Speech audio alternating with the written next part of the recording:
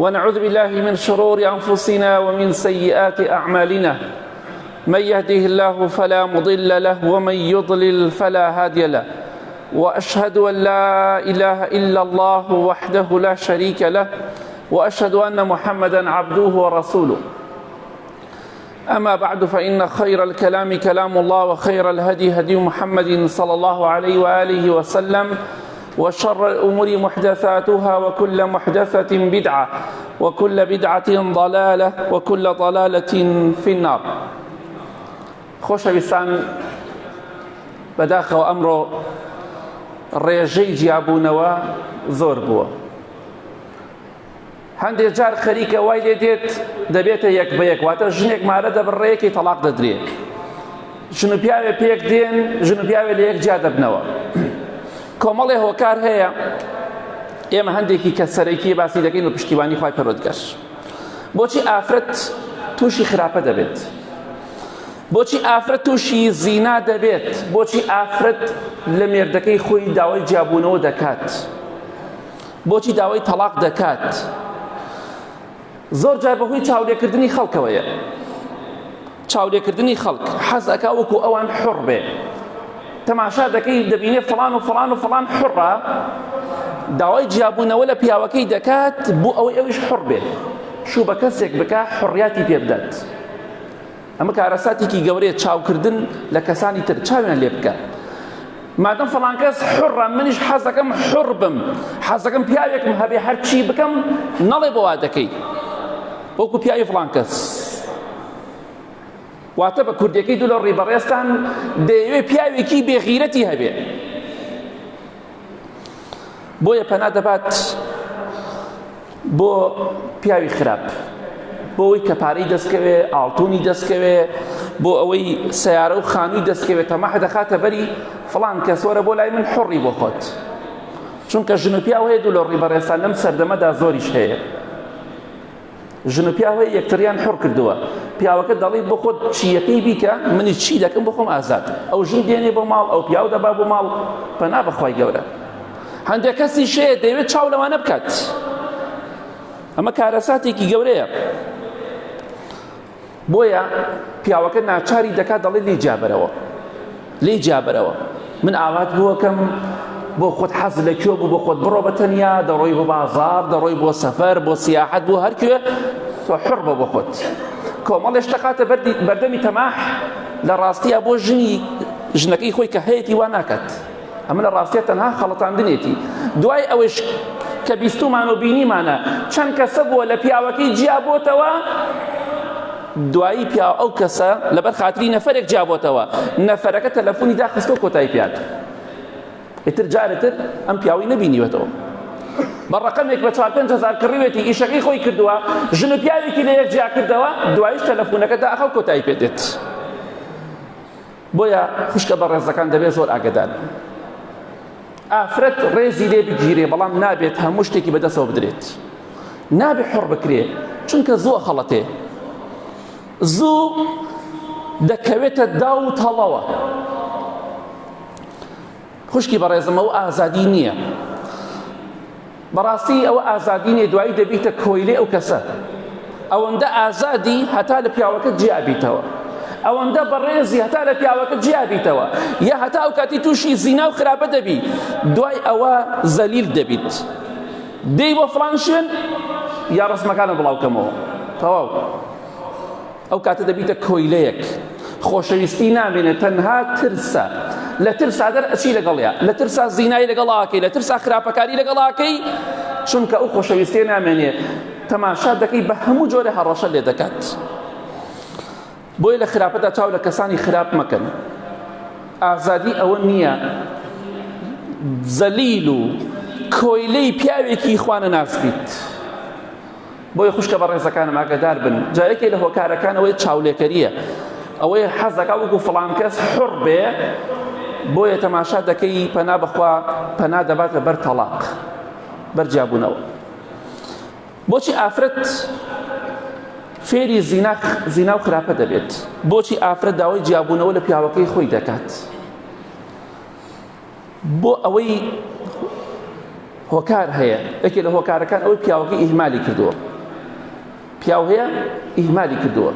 ئەم پیاوە ئیهمالی کردووە بە ڕۆژ لە ماڵ نیە خەریکی کەسابەتە، شەویش دێتەوە نانەکە ئەگەر بخوا یان نەیخوات ئەڕات لە بازار لەفە ئەخوا کەباب ئەخوا نازانم چی ئەخوا، ژنەکەشی لە ماڵەوە هیچ نەیبیخوا، ژنەکەشی ئیهمال کردووە، ژن پێی خۆشە لەگەڵ پیاوەکەی نان بخوا ئەگەر ژنێکی چاک بێت، پێی خۆشە پیاوەکەی لە ماڵ بێت، وەڵا دەچم لە بازار نان دەخۆم.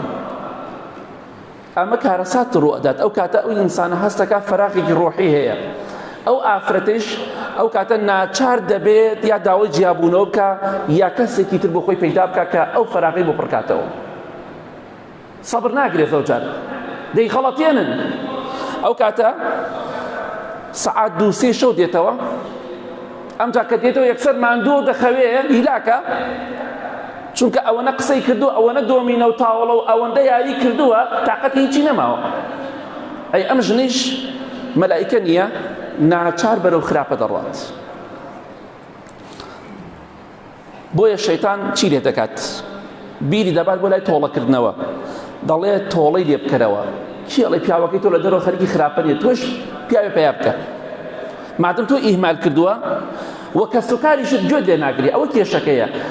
ئافرەتی وا هەیە دەڵێ پیاوەکەم خراپە لەگەڵم، بۆ خاتری خوا با تووشی گوناه نەبم، با تووشی کێشە نەبم، با حەیامان نەچێ، باوکو دایک هەر گوێ لێ ناگرن. چۆن ئەبێت ژن تەلاق بدرێ؟ ئەبێ بۆ نابێ. پێغەمبەری خوا ئەساسم ژنی تەلاق داوە، بۆ نابێ.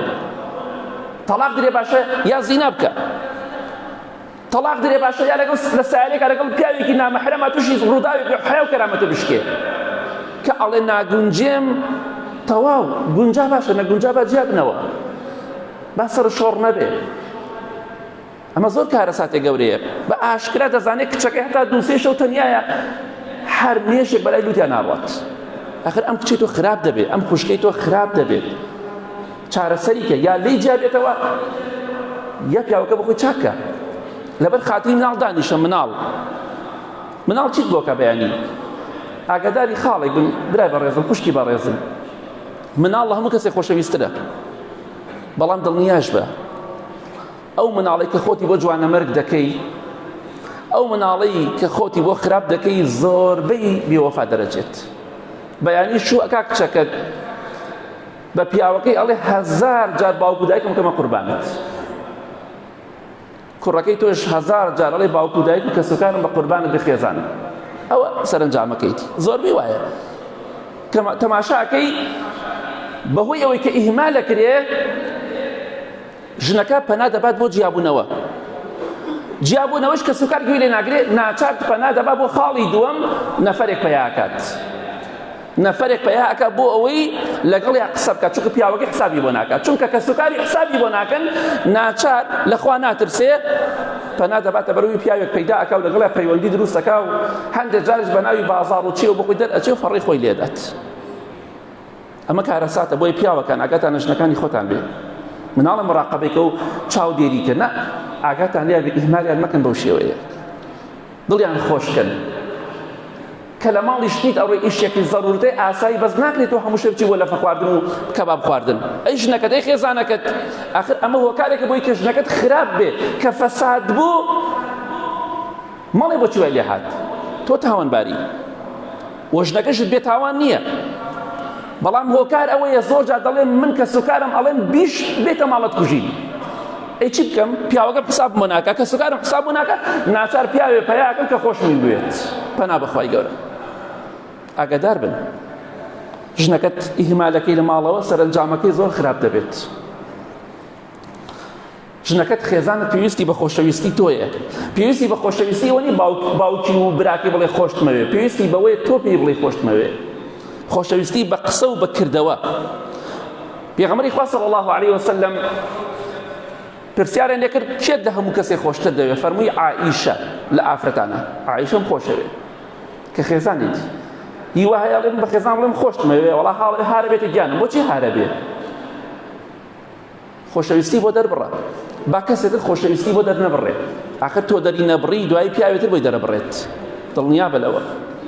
پیاوێتر ئەی خەڵەتێنیە 1000 جار پێڵێ گیانەکەم بە قوربانت بم، پیاوەکەی خۆی ئەم شتانە هەر ناڵێ، ئەڵێ ئەمە پیاوە من کەی پیاوم هەیە. ئەو کاتە یا جیا دەبێتەوە یا لەگەڵ پەیوەندی دروست دەکات.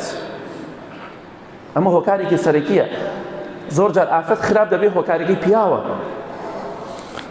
بۆچی ئافرەت خراپ دەبێت؟ تووشی زینا دەبێت، تووشی خراپەکاری دەبێت، تووشی ئەوە دەبێت کە داوای تەلاق و جیابوونەوە بکات. یەکێ لە هۆکارەکان چروکی پیاوە، پیاو چروک و دەست نوقاوە. ئەم ئافرەتە پێویستی بە پارەی نییە. معقولە ئافرەتێ ئەچێ بۆ عیادە پارەی پێ نییە. پیاوگەڵێک نییە بەسەر تۆ نەخۆش نییە وڵات درۆکەی ڕاست ناکەی. نەخۆشە نەخۆش. ئەمە کارەساتە. ئەچێ بۆ بازار پارەی ناداتێ. ئەڵێ بازار بۆ چییە؟ شکڕین بۆ چییە؟ مەکسید بۆ چییە؟ جلوبەرگ بۆ چییە؟ ئەچێ داوای لە براکەی کە بڵێ بداکەم پارەم بەرێ، باوە پارەم بەرێ، دایە پارەم بەرێ، ناڵێت. غەسپە لەسەرە بە خێویکی. کە پیاو چروکی کرد بەرامبەر بە خێزانیشی داوای جیابوونەوەی لێ دەکات، یاخود پەنا دەباتە بەر پیاوێک پارەی بداتێ. بۆیە چەندەها کەسەیە مێردی هەیە مێردەکەی پارەی ناداتێ، ناچار داوای پارە لە خەڵکی تر دەکات. هەندێک پیاویش دوو لە ڕێی بەڕێستان ئەوەندە نامردە ئامادە نییە 5,000 بەبێ بەرامبەر بدات. دەی خەڵەتێنێ پارەی چاکە خاتە بەردەمی بۆ ئەوەی زینای لەگەڵا بکات، بۆی خراپەی لەگەڵا بکات. چونکە پیاوەکەی حسابی بۆ ناکات.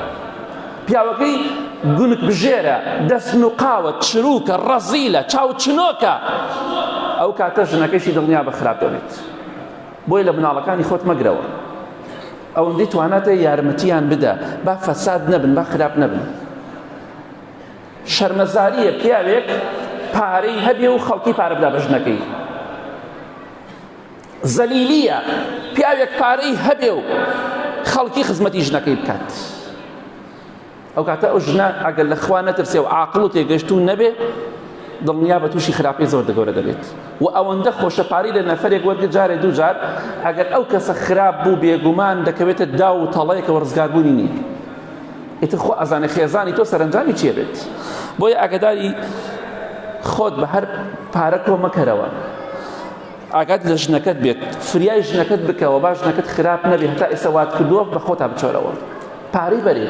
تازە ئەو داوای پارە لە باوکو کەسوکار ناکە، داوای پارە لە تۆ دەکا. ئەبێت تۆ خزمەتی کەی. یعنی خەڵکی وایە سوێن بەخوا نەفەرێک نییە و دوان نییە و پێنج نییە و دە نییە. خەڵکێ بە سیارەکەی خۆی خێزانی ئەباتە بۆ ماڵ باوکی پارەی لێسێنێت. حەقی ڕێگاکە. باوەڕم پێکەن؟ سوێن بەخوا ماڵ خەزوورانی داوەتەکە دوایەڵت دەیت. ئەوەنە پارەم سەر کردو پارەکەم بەر. باشە ئەم ژنە ئەگەر کەسوکارەکەی گوێ لێ نەگرن چی ڕوئەدات؟ معقولە دایک و باوکی ئافرەتەکە دێتە ماڵت خەزوورت و خەسووت نانەخۆ لە ماڵت، برای خێزانت و خوشکی خێزان لە ماڵ نانەخۆن بێت ئەبێ خێزانی داما و پارەکەی بدە. دەی کاکە پارەکەم بۆ دەرکرد، دەی عەجەلە ئەوەنە پارەم سەر کردووە. ئەواتە ماڵ بردێتە ماڵ باوکی هێنایەتەوە 5,000 لێ سندووە 10,000 ئەمە حەقی تەکسی. ئەمە کارەساتەش پیاوێک بەم شێوەیە بێ زاڵەکەت ئاوا بوو دە مناڵیە و کچەکەی با جیابێتەوە لێ. یەکەم مناڵ پێشەوەی مناڵەکەی بڵێ باوە پیاوەکەم بە کەڵک نایە، پیاوەکەم چروکە ڕەزیلە تێ بگە، یعنی من توش خراپە دەبم. دوای دەست لە خەڵکانەکەم و خەڵکیش بەبێ مقابل و بەبێ بەرامبەرام داتێ. پارەت بۆ چییە؟ هەر پارە کۆ بکەرەوە بزانە ڕۆژێ چۆن حیاتە چێ. هەر پارە کۆ بکەرەوە بزانە خۆ ئەزانی حاڵی خێزانەکەت چۆنە. بۆی ئاگادار بن. پارەی پێویست بدەن بە خێزانەکانتان ئەوەندەی تواناتان هەیە، بۆ عیادەیە، بۆ بازاڕە، بۆ هەر شتێکە. چەندێک خۆشە خێزانت بەری لە بازار کۆمەڵشتی بۆ بکڕی، پێی خۆشە.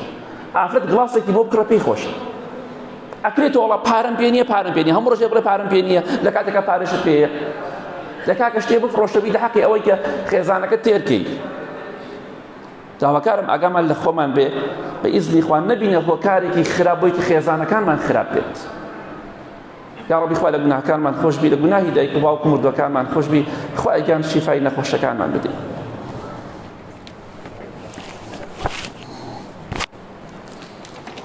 الحمد لله والصلاة والسلام على رسول الله وعلى آله وصحبه ومن والاه. خۆشەویستان ئافرەت بۆچی تووشی زینا دەبێت، تووشی خراپە دەبێت، داوای جیابوونەوە لە پیاوەکەی خۆی دەکات، داوای تەلاق دەکات، کێشە بۆچی دروست ئەبێت؟ ئەگەر کچەکەی خۆت خوشکەکەی خۆت بە دڵی خۆی نەدا بەشوو، چاوەڕێی ئەوە بکە کچەکەت فەساد بێ، دەڵێ من شوو بە فڵان کەس ناکەم، دەڵێ ئیلا بێ شووی پێ بکە. هەر ئەوە ڕازیت باشە، ڕازینیت بە خۆت دانیش. ئەو کاتە لە ناچاریە شووی پێ دەکات، سەرنجامیش زۆر خەتەر دەبێت. کچەکەی خۆت بە زۆر مەدە بە شوو، بە تەنیا پێی بڵێ، دوایی بە خێزانیشت بڵێ یا بە ئافرەتێکی تر بڵێ بزانە فڵان کەسی بەدڵە ئەو کچە، جارێ شەرم لە تۆ ئەکا، بەس لای دایکی بڵێ بەخوام بەدڵم نییە، بەس لای باوکم ناوێرم بڵێم بەدڵم نییە، ناوێرم بڵێم بەدڵم نییە. تەنها بەو کیفایەت نییە کە باوکی پرسیاری لێکە، چونکە نهێنی مناڵ لای دایکێتی. بە خێزانت بڵێ بزانە کچەکە بەدڵێتی بەدڵی نییە، ئەمە عیب نییە، ئەمە بێڕێزی نییە. پێغەمبەری خوا صلی الله علیه و سلم لە چەند شتا مشاورە و ڕاوێژی بە خێزانەکانی کردو، خۆ تۆ لەو پیاوتر نیت. بزانە لە ڕێی برادەرێکیەوە لە ڕێی کەسێکیەوە ئەتوانێت خێزانی تۆ بە برادەرێکی کچی خۆی بڵێ کە برادەری ئەو کچەیە فڵان کەست بەدڵە شووی پێ بکەی، ئەو کاتە بەڵێ نەخێر، بەڵام ئافرەتە ئەڵێ وەڵڵاهی پیاوەکەم بەدڵ نەبووە لە ترسی باوکم نەمێرا بڵێ بەدڵم نییە، ناوێرم باوکمم کوژێ، باوکم لێمە دات. ئەمە کارەساتێک گەورەی، ئەمە سەرنجامەکەی زۆر خراپ دەبێت و زۆریشمان بینیوە بۆ شێوەیە. ئەو بە خۆشەویستی بە حساب شووەکەن بە یەکتری، ژن دێنن و شووەکەن ناگونجێن، دەوەرە بە زۆر پێی درا بێ سەرنجامەکەی چی بێت. ئەوە هەر باسی مەکە. پێغەمبەری خوا صلی الله علیه وسلم ئەفەرمێ ئافرەت بەبێ پرسی پێ بکرێ، کچە عازب پرسی پێ بکرێ، چونکە شەرمەکە جاری وا هەیە بڵێ من فڵان کەسم بەدڵە یا بەدڵم نییە.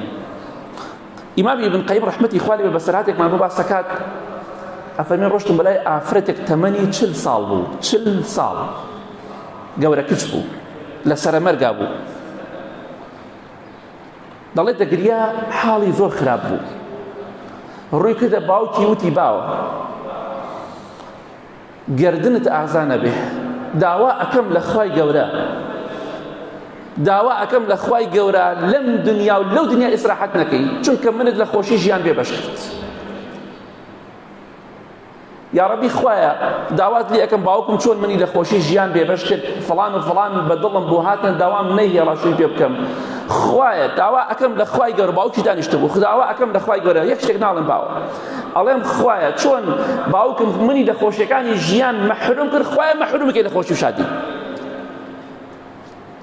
ئەڵێ ئەم قسەی کرد و شایەتمانی هێنا وەفاتی کرد.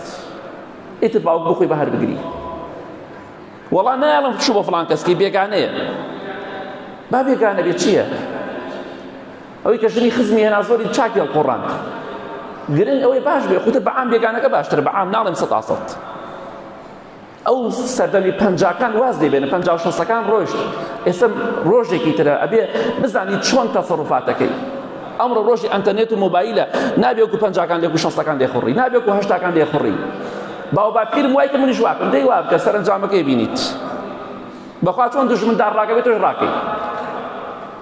کەواتە ئاگاداری خۆت بە، ئەگەر ئافرەت بە زۆر بە شوویاندا یا کوڕ بە زۆر بە ژنیان بۆ هێنا، دڵنیا بە سەرنجامەکەی یا خۆ کوشتنە یا زینایە یا جیابوونەوەی یا نەخۆشی قورس و گرانە. کەواتە کچەکەی خۆت جگەرگۆشەکەی خۆت مەفەوتێنە، ئەوەندە ئینسان بێویژدان بێ ڕەحم بە جگەرگۆشەی خۆی نەکات. وەڵا ئەمە کچە، وەڵا ئەوەی تۆ بە دڵ بێ ناڵم شوو پێ بکەی، لە دڵنیا بە ئەوەشی تۆ بە دڵت نییە دەیکات، ئەوە دڵنیا بەلەوە ئەوەی تۆ بە دڵت نییە دەیکات. کەواتە ئاگاداری خۆمان بین. بۆچی ئافرەت تووشی زینا و خراپەکاری دەبێت، تووشی جیابوونەوە دەبێت، داوای جیابوونەوە دەکات، تەلاق و کێشە بۆچی دروست ئەبێ لە نێوان ژن و مێردا؟ یەکێتر لە هۆکارەکان، تەمان ئەم هۆکارانە زیاتر پەیوەندی هەمووی باسم هەمووی پەیوەندی بە پیاوەیە. ڕاستەکەی ژنیش هەیە هەر خۆی خراپە، پیاوەکەی عیبی نییە، ئەو جۆرەش هەیە. من وەکو عام باسی دەکەم، ئەگینا ژن هەیە هەر چی بۆ بکەی حەزەکەی بە دەفتەر بی خەبەردەنی هەر خراپە، ئەوە ناڵێ. بەڵام ژن هەیە ئەم خاڵانە تێدا نەبێ شازی ڕێزە لێ ئەگرێ. من وەکو عام باسی دەکەم. بەهۆی بە خراپ بەکارهێنانی مۆبایلەوە تووشی کێشە و تاوان دەبێت، دەکەوێتە داوی خۆشەویستیەوە لە کاتێکە مێردی هەیە، نەبێەوە ژنە نەک چە عازەبیشە، تۆڕە کۆمەڵایەتەکان بە خراپ بەکاردەهێنرێ. بڕۆوانەی کە ئیشی خراپ دەکەن پەنا بخوا هەمویان دەڵێن ئێمە لە زینا لەگەڵ مێردارەکان ناکەین، زیاتر لەوانەی کە مێردیان هەیە. بڕۆ خراپەکارەکان بدوێنە. ئێمە زۆریان کێشەمان هەیە ڕومانتیەکەن و بە گریانە و پەشیمانن. بۆچی؟ هۆکار چییە؟ جارێ پیاوەکەی خۆی زۆر لەو قۆسترە لەو باشترە، هەر خۆی کەسەکە خۆی خراپە. جاری واشەی پیاوەکەی تووری قوڕاوی نایەنێ، ئەو کاتە ناچار کەسوکاریشی نایڵن جیابێتەوە بەخوا لەبەر مناڵەکان مەدانیشی، ئەو کاتە سەرنجامەکەی خراپە بێ و ناچار پەیا بخۆی هاوڕێیەکی خۆشەویستی وەخۆی دروستەکە و پەیایەکە و جارجار ئیشی خۆی لەگەڵاکات لە تۆڵەی مێردەکەی و کەسوکارەکەیە.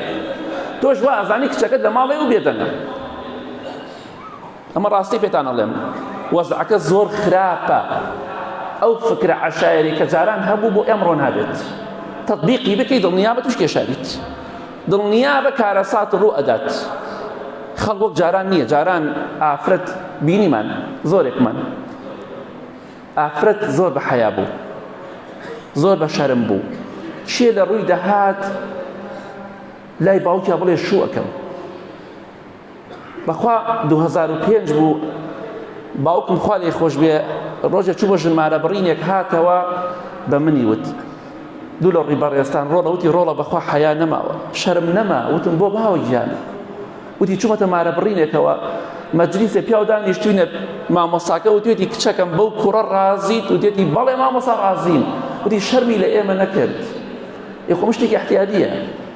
ئەو سەردەمە ڕۆی، ئەو سەردەمە ڕۆی ئافرەت ئاوی دەخواردەوە. چۆن ئاوی دەخواردەوە؟ بینیمان جامەکەی ئاوا لێ ئەکرد، لە چکەکەی ئاوا لێ ئەکرد بۆی کەس نەیبینی ئاوە خواتەوە، لە بەردەم پیاوە ئەوە ئاوێ خواردەوە. ئافرەتی ئێستا و ئافرەتی جاران نییە، کەواتە ئاگدار بە وەکو جاران بیر مەکەرەوە. ئافرەتی جاران لە ڕووی نەدەهات پشتی بچەمێنێتەوە، گستێک بدا بە جلێکی پوختە و قایمیشەوە. ئێستا سینگ و ئەمانەی بە دەروێ لە کۆڵانەکە، کەواتە ئاگدار بە ناڵی باو باپیری من وایە کە منیش واکەم چی لە مێشکمایەوە تەطبیقەکەم. نابێت. ئەمڕۆ ڕۆژەکە خراپە، ئاگداری ئەو خاڵە بە. دەڵێت مێردی هەیە دەڵێ وڵات سیحرم لێکراوە. ئاگدار بن، سیحر دوو جۆرن سیحرمانەیە. ئافرەت هەیە لەگەڵ کەسێکا پەیوەندی دروست کردووە، زۆرم بینیوە، زۆر ئەوانەی کە ڕوقی شەرعیەکەن زیاتر ئەو شان نەزانن، ئەڵێن وەڵای ئێمە سیحرمان لێکراوە لە پیاوەکەمان جیابینەوە. جۆرێکیان ڕاستەکەن سیحریان لێکراوە، بەڕاستی سیحرە. جۆرێکیشیان هێستی نادوێ، یەک دارێکی لێدە هاوارەکە، چونکە جنۆکە لە گیانیان نییە. ئەگەر جنۆکە لە گیانیە بێ حەتاوەر لێدە هەست بەخۆی ناکات. بەس ئەو کەسانی کە بەسەر نەخۆش ئاخوێن کە ئافرەتەکە تەنیاکەنەوە ئەڵێن تۆ سیحری لێکراوە، ئەڵێن نە بەخوا سیحرم لێ نەکراوە، بەس ناوێرم من ئەوێ لە پیاوەکەم جیاب و وعدم بە کەسێتە داوە. بە ناوی سیحرەوە تەماشا ئەەکەی ڕێگای نییە ئیلا بە ناوی سیحرەکەەوە دێت بۆ ئەوی کە خەڵکی بخەڵەتێنێ، کەسوکاری بخەڵەتێنێ. هەشە ڕابەڕاستی سیحری لەکراوە. دەیەوێت لەم پیاوە ڕزگاری بێ بەچی ڕێگایەک؟ بۆی کە بڵێ سیحرم لێکراوە. هەشە سیحری لێکراوە بەڕاستی، ناڵێم هەمووی درۆکە، هەیە ڕاستیە هەیە درۆیە، بەس تەنیا بۆ خەڵەتاندنی بەرامبەرە. کەواتە ئاگدار بن بەڕێزان خۆشەویستان، ئەگەر مۆبایل بە خراپی بەکار بهێنی سەرنجامەکەی زۆر خراپ دەبێت. آخر خاڵ بۆچی ئافرەت تووشی زینا دەبێت، تووشی کێشە دەبێت، تووشی تەلاق و جیابوونەوە دەبێت؟ بۆچی ئافرەت خراپ دەبێت؟ هۆکارێکی تر لە خراپبوونی هاوڕێتی مرۆڤی خراپ. ئەگەر کچەکەت لە مەکتەب لە زانکۆ هاوڕێی خراپی کچی هەبوو خراپە بێت، خراپی دەکات، بەرەو خراپە دەیبات. بەرەخۆ هیدایەت بەدەست خوایە، بەدەست دایک و باوک نییە. خۆ باو دایک و باوکەیە دەرەجە یەک چاکن، مناڵەکەیان خراپە. ئافرەتیش هەیە دایک و باوکی زۆر خراپن، خۆی کەسێکی چاک و بەڕێزە. ئەمانەمە هەمووی بینیوە. هاوڕێتی کەسی خراپ بکات زۆر خراپە. کچی خراپ تووشی خراپەی دەکات، دەڵێ ئاوا بکە، حساب بۆ دایک و باوکت مەکە، حساب بۆ کەس نەکەی. وەکو ئیمامی عوسمان ڕەزای خوا لێوێ دەفەرمێ ئەو کەسەی کە زینا دەکات حەزەکە هەموو کەسێ زینا بکە بۆی دەرگای بۆ کرێتە سەر پشت. ئەو ئافرەتە خۆشی خراپە لەگەڵ کوڕی خەڵکایە، دەڵێ تۆش وەرە لەگەڵ کوڕی خەڵکە بەخواوە نەخۆشە، هەموو ڕژێ پێ دەڵێ خۆش دمەوێ وا ئەکا وا ئەکا.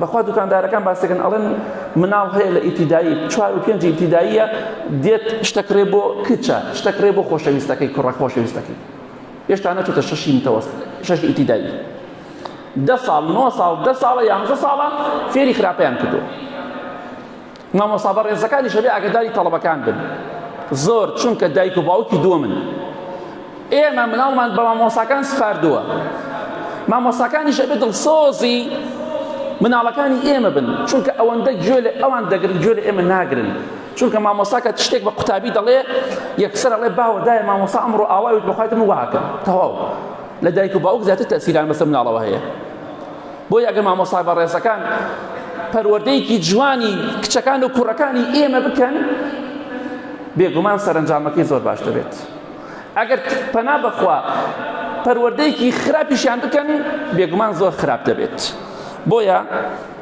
خوشکی بەڕێزم پێت دەڵێم دەستگاکان شێڵتەرەکان و ئەمانە ئەو سنتەرانەی کە پەیدا بوونە ئەمە دەستگایە ئەمە شێڵتەرە و نازانم چییە ئەم سنتەرانە کە بە ناوی مافی مرۆڤە پەیدا بوونە دڵنیا بە بچی بۆ لایەن دڵنیا بە حوڕ نابیت دڵنیا بە دڵخۆش نابیت دڵنیا بە سەرنجامەکەیشمان بینی چەند کەس چوە ئەو شوێنانە چی بەسەر هات بۆیە ئاگادار بە ئەوان کێشەکانە بۆ چارەسەر ناکەن دەتکەن ناو کێشەوە چونکە گەورەترین کێشە ئەوەی تۆ لە ناو خەڵکە حیاتە چی کەس و کارت تۆیان ناوێ ئەمە کێشە نییە ئەگەر کەس و کاریش گوێ بگرن لە ئافرەت برای بەڕێزم ئافرەتەکە کچەکەی تۆ غەڵەتی کرد تازە غەڵەتەکەی کرد با غەڵەتی دۆمیش نەکاتەوە دەستی بگرە مەیکوژە دەستی بگرە تازە خەڵکی زانیوی بۆ کێشەکە گەورەترەکەیت بۆ بچێتە سنتەرەکان شێڵتەرەکان بۆ وەڵا باوکمەم کوژێ مەیکوژە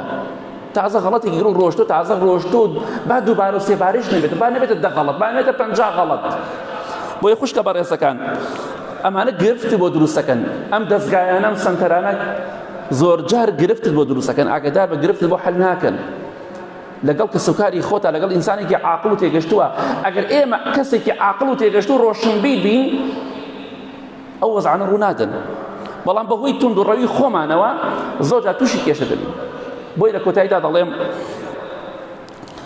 ئاگامان لە خۆمان بێت کارێکی وەها نەکەین پیاوە بەڕێزەکان ژنەکانمان خراپ بن ئەگەر ئێمە خەلەلمان تێدا نەبوو ڕێزمان لێیان گرت خۆشیانمان ویست یارمەتیماندان مەسروفمان کردن ئەوان ئەگەر خراپیش بن ئێمە گوناهبار نین لای خۆی گەورە بەڵام ئەگەر ئێمە خۆمان خراپ بین ئەوانیش خراپ بن ئێمە لە قیامەتیش بەرپرسیاری نین کەواتە ئاگاداری خۆمان ئێمە چەند خاڵێکی کەم و باسم کرد ئاگامان لە خێزانەکانی خۆمان بێ ڕێزیان لێ بگرین و خوشکە بەڕێزەکان ئێوەش ئاگاتان لە پیاوەکانی خۆتان بێ و لە کۆتاییشدا دەڵێم توخوا ئەگەر کچەکەت مناڵێکیە بوو دوانیە بوو سیانیە بوو چوارێ بوو دەی بوو نەگونجا لەگەڵ مێردەکەیە با جیا ببنەوە لەوە باشترە لە ژێرە شوو بکات بە دزیەوە چونکە ئافرەتی زۆری بێوەژن لە ژێرە شوو کردووە کە سوکاری نایە شوو بکە ناچارە بێ لە ژێرە شوو بکات بە دزیەوە تەمام ئەم شووکردنە حرامە بەڵام ئەو شتە واقعیە و لە تۆڕە کۆمەڵایەتەکانە زۆر شتانە بڵاوە ئاگاداری خۆمان بین داواکەم لە خوای گەورە میهرەبان یا ربی خوای لە گوناهەکانمان خۆش بی اللهم اغفر للمؤمنين والمؤمنات والمسلمين والمسلمات الأحياء منهم والأموات من أهل السنة والجماعة والجماعات يا ربي خواه الشفاء نخوش كان من بدي بتايبتي أواني داوي دعاء خير يعني كدو يا ربي خواه هي مني وآرامي والله من بباريزي خواه شرف و ناموس و کەرامەتمان بپارێزی یا رب العالمین هیدایەتی ئافرەتان و گەنجەکان و کوڕەکان بدەی یا رب العالمین خوای گیان ئەوانەی نەخۆشن شفایان بدەی ئەوانەی دەردەدارن دەردەکانیان لەسەر لابەری ئەوانەی خەمبارن دڵخۆشیان کەی یا رب العالمین آمین آمین آمین وصلى الله على محمد وآله وصحبه أجمعين